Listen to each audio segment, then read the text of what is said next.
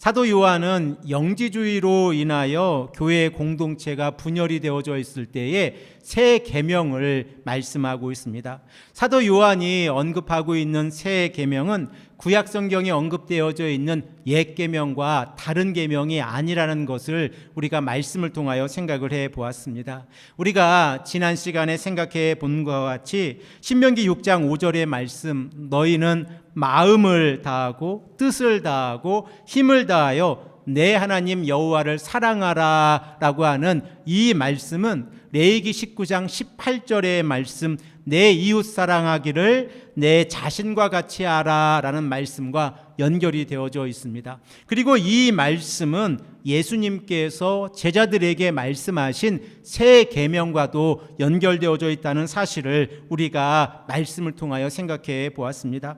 요한복음 13장 34절의 말씀에서 새 계명을 너희에게 주노니 서로 사랑하라. 내가 너희를 사랑한 것 같이 너희도 서로 사랑하라 라고 예수님께서 말씀하셨을 때 이 말씀을 직접 들은 사도 요한은 지금 에베소 교회 공동체에게 다시 한번 새 계명을 강조하고 있습니다. 이렇게 새 계명에서 강조되어지는 것은 사랑인데, 이 사랑이라고 하는 단어를 우리가 생각해 보면 하나님께서 인간을 사랑하시는 아가페의 사랑입니다. 우리가 아가페의 사랑을 여러 번 생각해 보았는데, 성경에 기록되어져 있는 가장 고귀하고 그리고 무조건적인 사랑이 바로 아가페의 사랑이라는 것을 우리가 잘 알고 있습니다. 하나님께서 피조물인 인간을 사랑하셨을 때에 죄 가운데 살아가는 인간이 하나님으로부터 멀어졌지만,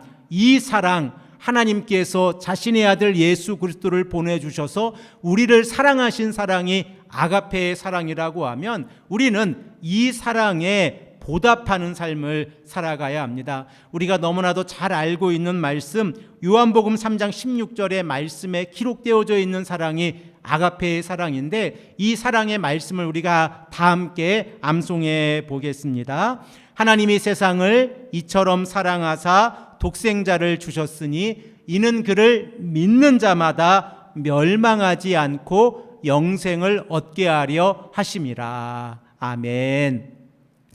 하나님의 아들 예수 그리스도께서 이 땅에 오셔서 말씀하신 사랑, 그 사랑이 아가페의 사랑인데, 이 사랑을 믿는 자들에게 하나님의 아들 예수 그리스도는 영생을 허락해 주시겠다라고 말씀하고 있습니다. 그리고 오늘 우리가 함께 읽고 있는 요한 1서 3장 15절의 말씀에도 우리가 사랑을 실천하는 것은 영생과 연결이 되어져 있다는 사실을 우리가 말씀을 통하여 생각을 해 볼 수 있습니다. 그러면 조금 더 구체적으로 사도 요한이 지금 에베소 교회 공동체에게 하나님의 사랑으로 서로가 사랑하라 라고 말씀하고 있는 그 이유가 무엇입니까?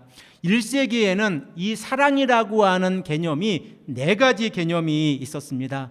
하나님께서 인간을 사랑하시는 아가페의 사랑, 그리고 공동체 안에서 서로가 사랑을 하는 필리아의 사랑, 그리고 남녀의 사랑을 말하는 에로스의 사랑, 그리고 가족 안에서 부모가 자녀를 사랑하고 형제가 형제를 사랑하는 스트로게의 사랑이라는 개념이 있었습니다. 이 네 가지 사랑의 개념 가운데에서 사도 요한은 우리가 생각하기에 필리아의 사랑, 곧 공동체 안에서 서로가 서로를 사랑하는 사랑을 언급할 것 같은데, 아가페의 사랑을 언급하고 있다는 사실에 우리가 주목을 해 보아야 합니다. 이 필리아의 사랑이라는 것은 인간적인 사랑입니다. 인간적인 사랑이 우리가 어떠한 모습이라는 것을 잘 알고 있는데, 상호 평등의 관계 가운데에서 친밀감을 가지고 서로가 서로를 사랑하는 것입니다. 그러므로 이 필리아의 사랑이라고 하는 것은 나를 대적하고 나에게 나쁜 말을 하는 사람을 사랑하기에는 너무나 어려움이 있습니다. 그런데 지금 에베소 지역에 있는 교회들의 모습을 보십시오. 사도 요한이 에베소 지역에 있는 교회에 편지를 보낼 때에 사도 요한이 전하는 사랑은 아가페의 사랑인데, 그 이유를 생각해 보면 교회 공동체가 분열 가운데에 있었기 때문에 그렇습니다. 우리가 지난 시간에 생각해 본 바와 같이 캐린투스를 중심으로 해서 영지주의라고 하는 잘못된 가르침이 에베소 지역에 있는 교회들과 소아시아에 전파되기 시작하였을 때에 교회 공동체 안에는 분열이 일어나기 시작하였고, 일부의 사람들은 영지주의라고 하는 잘못된 가르침을 따라서 예수 그리스도의 신성과 인성을 부인하기 시작을 했습니다. 특별히 예수님의 인성을 부인했다고 하는 것이 무엇입니까? 예수님의 성육신의 사건, 그리고 십자가의 사건과 부활의 사건을 부인하면서 오직 영으로만 하나님을 만날 수 있다고 하는 잘못된 가르침을 받고 있었던 것입니다. 그러므로 사도 요한은 요한일서 2장 2절의 말씀에서 예수님께서 이 땅에 오신 그 이유를 속죄 제물이라고 하는 이 단어를 사용해서 우리에게 말씀하고 있고, 그리고 예수님께서 우리를 사랑하신 이 사랑이 아가페의 사랑인데, 아가페의 사랑으로 형제를 사랑하는 것이 진리이고, 진리 안에 거하는 자들이 하나님의 참 빛 안에 거하는 자들이라는 사실을 우리에게 말씀하였습니다. 그러나 현실적인 문제를 생각해 보면 사도 요한이 에베소 지역의 이 공동체에게 이렇게 강조해서 아가페의 사랑을 언급하고 있는 이유를 생각해 볼 수 있습니다. 지금 에베소 지역의 교회들마다 분쟁이 있습니다. 영지주의자들을 어떻게 대할 것인가, 그들을 미워하고 증오할 것인가 라고 하는 이 어려움이 있었던 것입니다. 그러므로 사도 요한은 빛 안에 거하는 자들이 잘못된 가르침 안에 거하고 있는 자들에게 어떻게 행해야 하는지를 우리에게 말씀하고 있습니다. 우리 이 시간에 다시 한번 본문의 말씀 2장 9절의 말씀을 함께 읽겠습니다. 빛 가운데 있다 하면서 그 형제를 미워하는 자는 지금까지 어두움에 있는 자요. 사도 요한이 말씀하고 있는 내용을 우리가 한번 생각해 보십시오. 우리가 만일 빛 안에 거하고 있다고 하면서 영지주의라고 하는 잘못된 가르침이 들어왔을 때에 그 가르침을 따르는 자들을 미워하고 있다고 하면 그는 참 빛 안에 거하는 것이 아니라 어두움에 거하고 있다라고 사도 요한이 강조하고 있는 것입니다. 사도 요한은 요한일서 1장 5절의 말씀에서 하나님은 빛이십니다 라고 우리에게 선포하였습니다. 또한 예수님께서도 요한복음 12장 46절의 말씀에서 나는 빛으로 세상에 왔나니 무릇 나를 믿는 자로 어두움에 거하지 않게 하려 함이라 라고 말씀하고 계십니다. 그러므로 빛 안에 거하는 자들이 어두움에 속해 있지 않다는 것은 너무나도 자연스러운 결과입니다. 그런데 사도 요한이 지금 강조하고 있는 내용이 무엇입니까? 말로는 빛 안에 거하고 있다고 하면서 행동으로는 어둠 안에 거하고 있는 자들이 교회 공동체 안에 있다라고 언급하고 있는 것입니다. 그 이유를 우리가 생각을 해보면 예수 그리스도의 십자가의 보혈과 부활의 능력을 언급하고 있는 예수님께서 이 땅에 오신 목적을 올바르게 이해하지 못했기 때문에 그렇습니다. 교회 공동체가 한자리에 모여서 함께 예배하고 하나님을 찬송하고 말씀을 가까이 하고 기도하며 하나님의 나라를 바라보며 나아가는 이유가 무엇입니까? 바로 하나님의 아들 예수 그리스도께서 이 땅에 오셔서 우리의 죄를 용서해 주셨고, 그리고 부활하심으로 인하여 우리를 의롭게 하셔서 우리에게 영원한 생명을 허락해 주셨기 때문에 그렇습니다.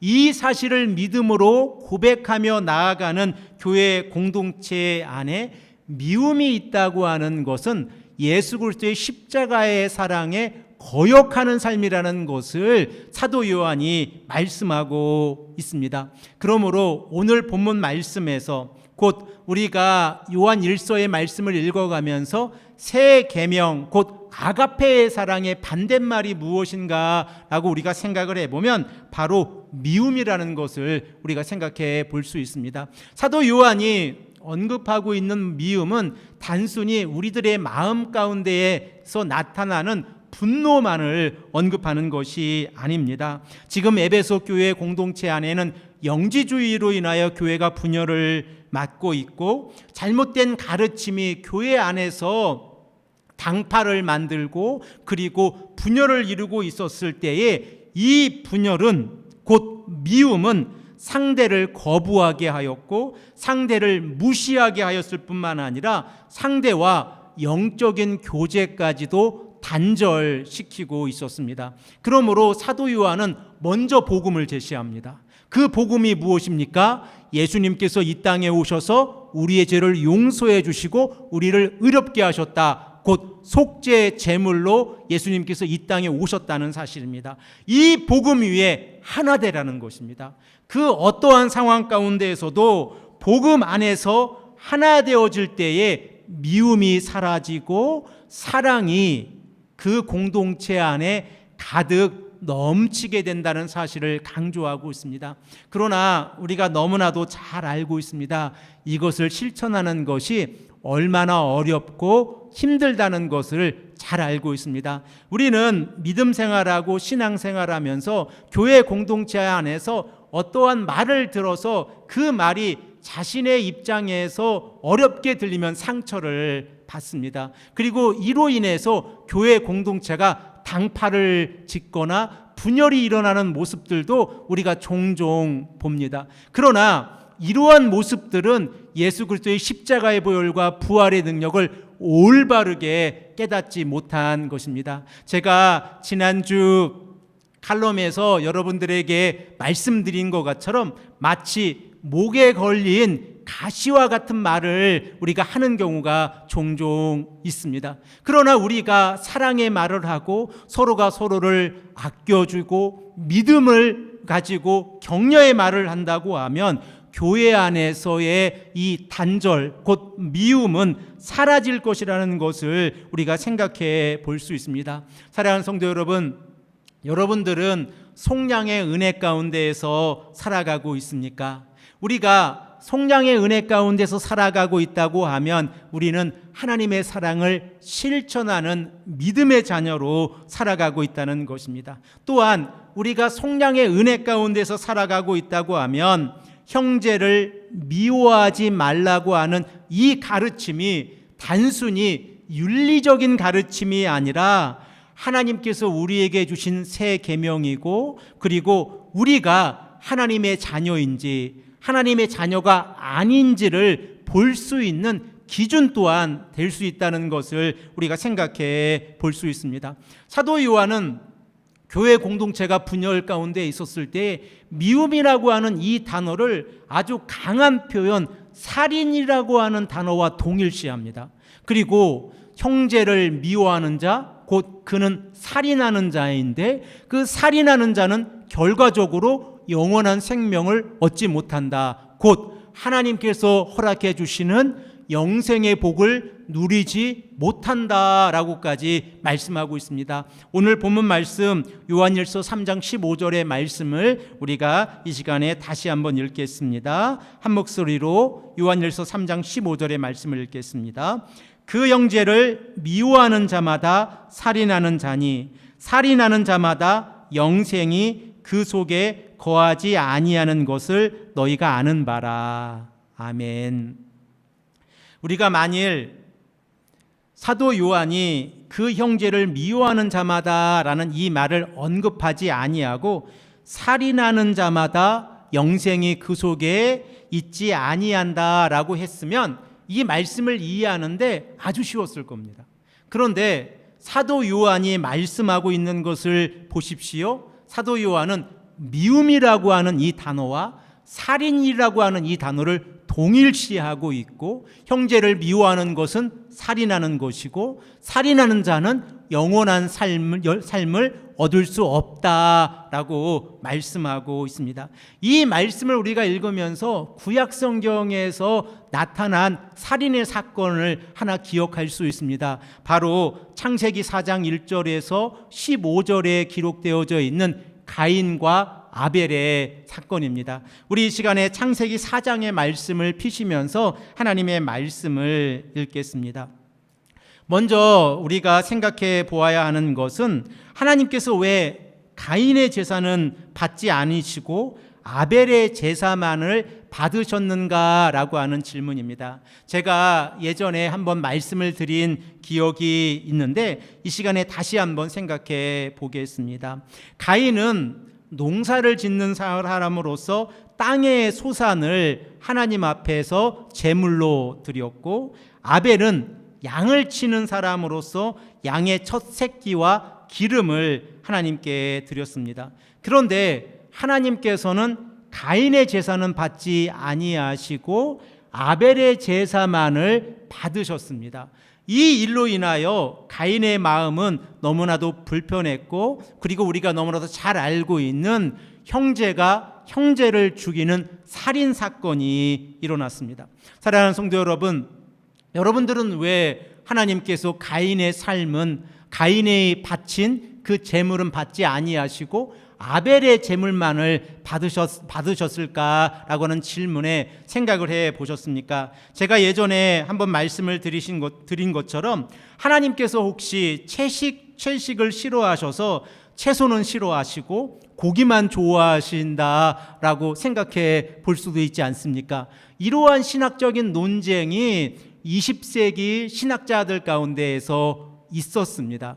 그 이유는 바알의 신이 농사를 주관하고 있기 때문에 하나님은 바알보다 더 위대한 신이시기에 하나님께서는 고기만을 받으셨다라고 하는 논쟁이 있었습니다. 그러나 이러한 논쟁은 성경을 잘못 읽었기 때문에 그렇습니다. 창세기 4장 5절의 말씀을 보십시오. 4장 5절의 말씀을 보면 모세는 이 사건을 기록하면서 하나님께서 그의 제물 곧 가인의 제물을 받지 아니하신지라 라고 말씀하고 있는 것이 아니라 가인과 그의 제물을 받지 아니하신지라 라고 말씀하고 있고, 또한 4절의 말씀을 보면 아벨의 제물을 받으신 이유를 기록하면서 아벨과 그의 제물을 받으셨으니 라고 말씀하고 있습니다. 이 말씀이 무엇입니까? 하나님께서 가인의 제물을 받지 아니하신 이유는 가인의 삶과 그 제물이 동일시되었기 때문에 그렇습니다. 가인은 하나님 앞에서 악을 행하면서 하나님 앞에서 제물을 드렸고, 그리고 아벨은 하나님 앞에서 선을 행하면서 하나님 앞에 제물을 드렸습니다. 곧 하나님께서는 이 땅에서의 삶 가운데에서 선을 행하고 있는 자의 제물을 받고 계시다는 사실을 우리가 말씀을 통하여 깨달을 수가 있습니다. 이로 인하여 가인의 마음에 미움이 생겼습니다.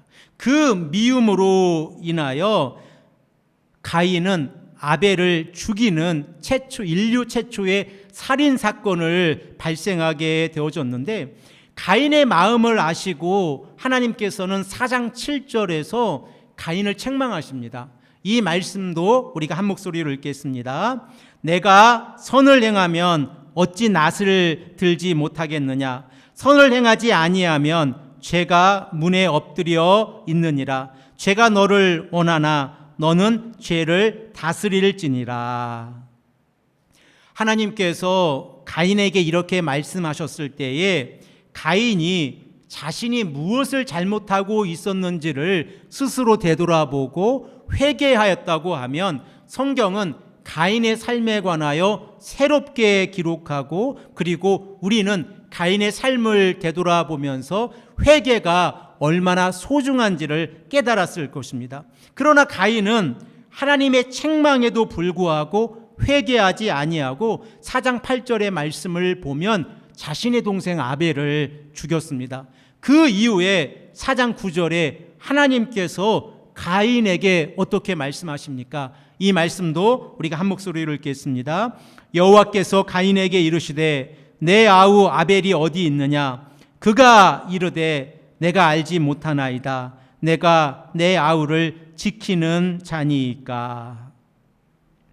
하나님께서 가인을 책망하셨을 때 가인은 회개하지 아니하였고 그 마음속에 있는 미움으로 인하여 살인을 저질렀습니다. 살인의 결과 하나님께서는 이 하나님의 자녀 아벨을 찾으셨고 가인은 그때 하나님 앞에서 거짓말을 하기 시작했습니다.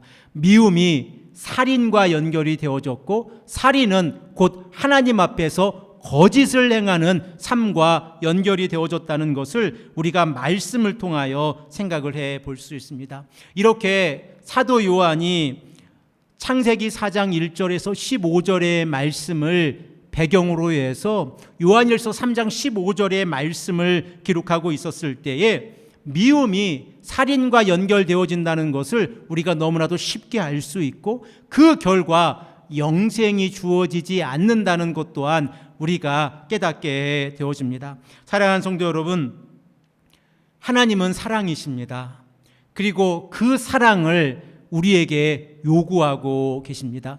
하나님께서는 하나님의 거룩하심이 피조물인 우리에게도 동일하게 있기를 원하시고 예수님께서도 우리에게 서로 사랑하라 라고 말씀하고 계십니다. 그러나 만일 우리의 마음 가운데에서 미움이 있다고 하는 것은 예수 그리스도의 십자가의 보혈의 의미를 올바르게 깨닫지 못한 삶이고 하나님의 거룩을 훼손시키는 삶이라는 것을 우리가 말씀을 통하여 생각해 볼 수 있습니다. 하나님께서 우리를 빛으로 인도해 주셨고 빛 가운데에서 사랑을 실천하라 라고 말씀하셨을 때 이러한 삶은 은혜의 길로 우리를 인도해 주신 삶이라는 것을 우리가 너무나도 잘 알고 있습니다. 그러나 그 빛을 우리가 거부한다고 하면 우리의 마음 가운데에서 형제와 자매를 향한 어두움, 곧 미움의 일에 우리가 동참하는 것입니다. 그러므로 우리는 이 일을 거부해야 합니다. 만일 우리 마음 가운데서 미움이 있고 그리고 우리들의 마음 가운데서 시기와 질투가 있다고 하면 우리는 하나님 앞에서 예수님의 사랑으로 형제를 사랑하고 이웃을 사랑할 수 있도록 하나님 앞에 기도해야 합니다. 그러나 우리가 꼭 기억해야 하는 것은 먼저 기준입니다. 그 기준이 무엇입니까? 복음이 흔들리지 않는 기준입니다. 복음이신 예수 그리스도의 복음이 흔들리지 않는 기준 가운데에서 복음을 전하고 하나 되는 것입니다. 그 복음을 받아들이는 자를 우리가 사랑하고 그리고 아직도 그 복음을 받아들이지 못한 분들이 계시다고 하면 그 복음을 전하고 사랑으로 그들에게 하나님의 사랑을 증거해야 합니다. 빛 가운데 사는 자가 하나님의 아들이 되어진다는 것은 우리가 사도 바울의 메시지를 통해서도 너무나도 잘 알고 있습니다. 그러면 우리는 말씀을 잘 알고 있습니다. 그러면 우리에게 주어진 것은 선택입니다. 우리가 어두움이 아니라 빛을 선택하고 미움이 아니라 사랑을 선택한다고 하면 우리는 하나님의 자녀가 되어서 영원한 하나님의 나라를 상속받을 수 있습니다. 이 은혜가 우리의 믿음의 공동체 안에 가득 차고 넘치기를 소망합니다. 함께 손잡고 천국에 가는 공동체, 그 공동체가 어디입니까? 이 땅에 존재하는 교회들입니다. 그 교회들이 하나님의 사랑을 가지고 하나님의 사랑을 실천해야 합니다. 그러므로 교회 안에서 먼저 서로가 서로의 손을 잡고 서로를 사랑하고 믿음 안에서 나아가고 그리고 더 나아가서 교회 공동체가 서로가 서로를 돕고 사랑하고 믿음 안에서 나아가고 그리고 이 사랑을 아직 하나님의 사랑을 듣지 못하는 자들에게 전한다고 하면 우리는 빛의 자녀로 믿음의 자녀로 살아가는 것이고 이러한 삶을 살아갈 때에 사도 요한이 요한 1서에서 우리에게 말씀하고 있는 하나님과의 참된 사귐의 의미를 깨닫고 살아가는 것입니다. 사랑하는 성도 여러분, 이 빛의 자리에 여러분들을 초대하고 우리가 사랑하기를 소망합니다. 이 사랑이 우리의 삶을 바꾸고 그리고 복음을 증거하게 합니다. 이 은혜가 오늘 이 시간 이 말씀을 들으시는 온 성도님들에게 가득 차고 넘치기를 간절히 축복합니다. 함께 기도드리겠습니다.